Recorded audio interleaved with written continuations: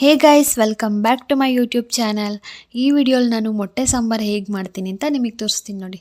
ಇದು ಮಾಡೋದಂತೂ ತುಂಬಾ ಈಸಿ. ಮೊದಲು ಒಂದು ಮಿಕ್ಸಿ ಜಾರ್ಗೆ ಸ್ವಲ್ಪ ಕಾಯಿ ತುರಿ, ಅರ್ಧ ಈರುಳ್ಳಿ, ಬೆಳ್ಳುಳ್ಳಿ, ಅರ್ಧ ಟೊಮ್ಯಾಟೊ. ನಾನು ಶುಂಠಿ ಹಾಕ್ಕೊತಾ ಇಲ್ಲ, ಈ ಮೊಟ್ಟೆ ಸಾಂಬಾರ್ಗೇನು ಶುಂಠಿ ಹಾಕಿದ್ರೆ ಅಷ್ಟು ಚೆನ್ನಾಗಿರಲ್ಲ ಅಂತ.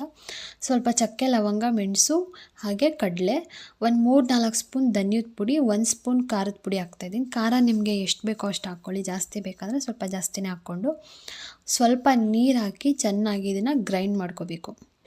ಇದನ್ನು ಬ್ಯಾಚುಲರ್ಸ್ ಕೂಡ ಮಾಡ್ಕೋಬೋದು, ಯಾಕಂದರೆ ತುಂಬಾ ಈಸಿ, ಸಿಂಪಲ್, ಹಾಗೆ ಬೇಗ ಕೂಡ ಮಾಡ್ಕೋಬೋದು ಈ ರೆಸಿಪಿ. ಇವಾಗ ಸ್ಟವ್ ಮೇಲೆ ಒಂದು ಪಾತ್ರೆ ಇಟ್ಟಿದ್ದೀನಿ. ಪಾತ್ರೆ ಇಟ್ಟು ಸ್ಟವ್ ಹಚ್ಚಿದಾದ್ಮೇಲೆ ಎಣ್ಣೆ ಹಾಕಬೇಕು.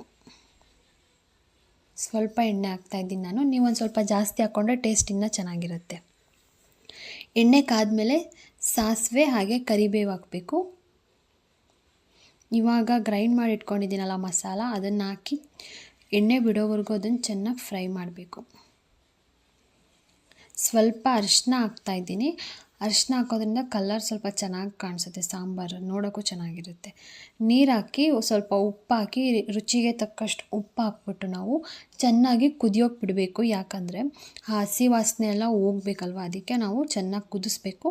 ಕುದೀತಿರ್ಬೇಕಾದ್ರೇ ನಾವು ರುಚಿ ನೋಡಬೇಕು, ಉಪ್ಪು ಖಾರ ಎಲ್ಲ ಕರೆಕ್ಟಾಗಿದೆಯಾ ಅಂತ. ಯಾಕಂದರೆ ನಾವು ಮೊಟ್ಟೆ ಹಾಕಿದ ಮೇಲೆ ನೋಡಿ ಸ್ವಲ್ಪ ಕಮ್ಮಿ ಆಗಿದ್ರೆ ಉಪ್ಪೆಲ್ಲ ಹಾಕಿ ಮಿಕ್ಸ್ ಮಾಡೋಕ್ಕೋದ್ರೆ ಮೊಟ್ಟೆ ಜೊತೆ ಎಲ್ಲ ಮೊಟ್ಟೆ ಎಲ್ಲ ಸಾಂಬಾರಲ್ಲಿ ಮಿಕ್ಸ್ ಆಗಿಬಿಡುತ್ತೆ. ಅದಕ್ಕೆ ನೋಡಿ ಇವಾಗ ಕುದೀತಾ ಇದೆ. ಇವಾಗ ಮೊಟ್ಟೆ ಹಾಕ್ತಾಯಿದ್ದೀನಿ. ಮೊಟ್ಟೆ ಹಾಕಬೇಕಾದ್ರೆ ನೀವು ಒಂದು ಟಿಪ್ ಅಂತೂ ಫಾಲೋ ಮಾಡಲೇಬೇಕು. ಏನಂದರೆ ಸ್ಟವ್ನ ಲೋ ಫ್ಲೇಮಲ್ಲಿ ಇಡಬೇಕು.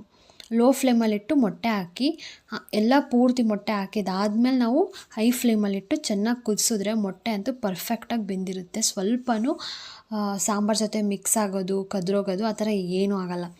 ಇವಾಗ ಸಾಂಬಾರು ರೆಡಿ ಆಗಿದೆ. ಇವಾಗ ಇದ್ರ ಮೇಲೆ ಕೊತ್ತಂಬರಿ ಸೊಪ್ಪು ಹಾಕಿದ್ರೆ ಮೊಟ್ಟೆ ಸಾಂಬಾರು ರೆಡಿ. ಈ ವಿಡಿಯೋ ನಿಮಗೆ ಇಷ್ಟ ಆಗಿದ್ದರೆ ಲೈಕ್ ಮಾಡಿ, ಶೇರ್ ಮಾಡಿ, ಕಮೆಂಟ್ ಮಾಡಿ, ಸಬ್ಸ್ಕ್ರೈಬ್ ಆಗೋದು ಮರಿಬೇಡಿ. Thanks for watching.